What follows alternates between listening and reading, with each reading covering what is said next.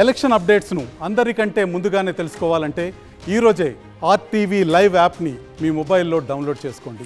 రాష్ట్రంలో ప్రజలు ఆసక్తిగా ఎదురుచూస్తున్న కౌంటింగ్ ప్రక్రియ అయితే రేపటికి తెరపడని చెప్పి ఈ నేపథ్యంలోనే విశాఖ ఆంధ్ర యూనివర్సిటీలో అయితే రేపు ఈవీఎంలు అయితే లెక్కింపు అయితే జరుగుతుంది. ఈ నేపథ్యంలోనే ఎయిర్పోర్ట్లు అయితే ముమ్మరంగా కొనసాగుతున్న పరిస్థితి. ప్రస్తుతం ఇదంతా మనతో మాట్లాడేందుకు ఏడీసీపీ ట్రాఫిక్ శ్రీనివాస్ ఉన్నారు. సార్ చెప్పండి, ఏ విధంగా చూడొచ్చు రేపు ఎయిర్పోర్ట్లు? రేపు మన ఆంధ్ర విశ్వవిద్యాలయం యొక్క ప్రాంగణంలో విశాఖ నగరానికి సంబంధించినటువంటి 7 నియోజకవర్గాల కౌంటింగ్ ప్రక్రియ ఇక్కడ వివిధ భవనాల్లో జరుగుతుంది. 7 అసెంబ్లీ సెగ్మెంట్స్ మరియు పార్లమెంట్ సెగ్మెంటు అన్నిటికి కూడా ఇక్కడ కౌంటింగ్ ప్రక్రియ జరుగుతుంది. ఈ కౌంటింగ్ ప్రక్రియకు వచ్చేటటువంటి పోలింగ్ సిబ్బంది, వివిధ పోటీదారులు, వారి యొక్క ఏజెంట్లు అందరూ కూడా మరి వాహనాల్లో వస్తారు. కాబట్టి వారి వాహనాలన్నీ పార్క్ చేయడం కోసం ఆంధ్ర యూనివర్సిటీ మెయిన్ గ్రౌండ్ ఏదైతే ఉందో ఓల్డ్ గ్రౌండ్, అది 16 ఎకరాల విస్తీర్ణంలో ఉంది. ఆ గ్రౌండ్లో చక్కగా లేఅవుట్ చేసి ఏ నియోజకవర్గం వారు ఎటు నుంచి ఎంటర్ కావాలి ఈ గ్రౌండ్లోకి, అక్కడి నుంచి వారి యొక్క కౌంటింగ్ కేంద్రానికి ఎటు వెళ్ళాలి అని చెప్పి అన్నీ కూడా సూచికల బోర్డులు ఏర్పాటు చేయటం అందరికీ కూడా చెప్పడం జరుగుతుంది. పత్రికా ముఖంగా, మీడియా ముఖంగా. ముఖ్యంగా మనకి గాజువాక, అదేవిధంగా వెస్టు, పెందుర్తి, ఈ 3 నియోజకవర్గాలకు సంబంధించినటువంటి కౌంటింగ్ కేంద్రాలు ఇంజనీరింగ్ కళాశాల, ఇంజనీరింగ్ విభాగం యొక్క భవనాల్లో జరుగుతుంది. కాబట్టి అవి 3 టౌన్ వైపుకి దగ్గరగా ఉన్నాయి. కాబట్టి ఆ 3 నియోజకవర్గాలకు సంబంధించినటువంటి వారు 3 టౌన్ వైపు నుంచి ఉన్న ఎంట్రీలో మాత్రమే వారిని అనుమతించడం జరుగుతుంది. మరి మిగిలినటువంటి 4 నియోజకవర్గాలు సౌత్, ఈస్టు, వెస్టు, నార్త్, ఈ నియోజకవర్గాల వారు మద్దిలపాలెం వైపున ఉన్నటువంటి ఆర్చి లోపల నుంచి వారికి అనుమతించడం జరుగుతుంది. అలా వచ్చినటువంటి వారు ఆ 4 నియోజకవర్గాల వారు మన వైవిఎస్ మూర్తి ఆడిటోరియం ఎదురుగా ఉన్నటువంటి ఎంట్రీలో ప్రవేశించి గ్రౌండ్ లోపల వారికి కేటాయించినటువంటి పార్కింగ్ ప్లేసుల్లో వారి వాహనాలను నిలుపుకొని చక్కగా కాలినడకన వారి యొక్క నియోజకవర్గం యొక్క కౌంటింగ్ కేంద్రానికి వెళ్ళాలని చెప్పి అందరినీ కూడా కోరటమైంది.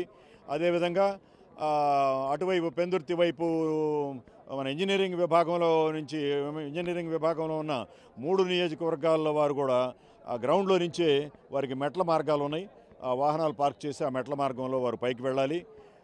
తర్వాత ముఖ్యమైన విషయం ఏంటంటే ఇటు 3 టౌన్ వైపు, అటు మద్దిలపాలెం వైపు కూడా ప్రతి వాహనాన్ని ఆపి తనిఖీ చేయడానికి, మరొక రౌండు ఇక్కడ గ్రౌండ్లో తనిఖీ చేయడానికి కూడా తాగి ఎవరైనా ప్రవేశించినట్లయితే అటువంటి వారిని లోపలికి అనుమతించబడదు కౌంటింగ్ కేంద్రంలోకి. అది శాంతి భద్రతల విభాగం నుంచి కౌంటింగ్ కేంద్రం బయట కూడా వాళ్ళని చెక్ చేస్తారు. అదేవిధంగా ట్రాఫిక్ విభాగం నుంచి మేము కూడా విస్తృతంగా తనిఖీలు చేపట్టడం జరుగుతుంది.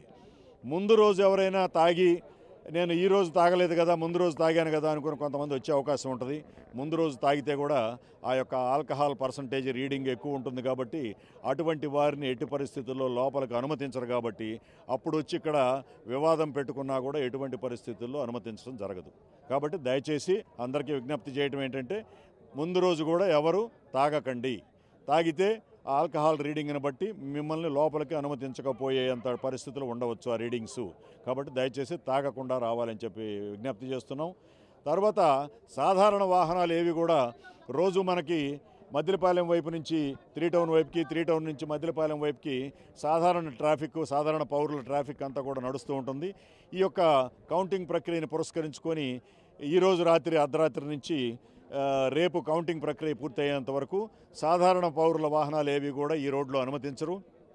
వారంతా కూడా ఇటు 3 టౌన్ వైపు వారంతా కూడా టువర్డ్స్ సిరిపురం వైపు వెళ్ళి సిరిపురం వైపు నుంచి మాస్క్ జంక్షన్ మీదుగా మద్దిలపాలెం వెళ్ళటం, అదేవిధంగా మద్దిలపాలెం వాళ్ళు ఇటువైపు మద్దిలపాలెం ఆర్చిలో ఉన్నవాళ్ళు మద్దిలపాలెం జంక్షన్కి వెళ్ళి అక్కడి నుంచి మరి రామ టాకీసు మాస్క్ మీదుగా పై ప్రాంతాలకు వెళ్ళటం జరుగుతుంది తప్ప ఇటువైపు నుంచి సాధారణ పౌరుల వాహనాలు ఏవి కూడా అనుమతించబడవు అని చెప్పి అందరికీ కూడా విజ్ఞప్తి చేస్తున్నాం. దయచేసి అందరూ కూడా పోలీసుకు సహకరించి శాంతి భద్రతల విభాగం నుంచి కూడా మరి పట్టణంలో, నగరంలో వివిధ ప్రాంతాల్లో ఉన్నటువంటి వివిధ పార్టీల కార్యాలయాలు, అభ్యర్థుల నివాసాలు, అదేవిధంగా జనరల్ పికెట్స్ ఎక్కడెక్కడైతే కొద్దిగా సమస్యాత్మకంగా భావించేటటువంటి పికెట్లు ఉన్నాయో అక్కడంతా కూడా పికెట్లు వేయడం జరిగింది. ఆయా ప్రాంతాల్లో విస్తృతంగా ట్రబుల్ మాంగర్స్, రౌడీ షీటర్స్ అందరినీ కూడా బైండ్ ఓవర్ చేయడం, వాళ్ళ మీద ప్రత్యేక నిఘాని పెట్టడం కూడా జరిగింది. కాబట్టి అందరికీ విజ్ఞప్తి చేస్తుంది ఏంటంటే, మరి మన విశాఖ ఒక ప్రశాంత నగరం అని మంచి పేరు ఉంది దేశంలో.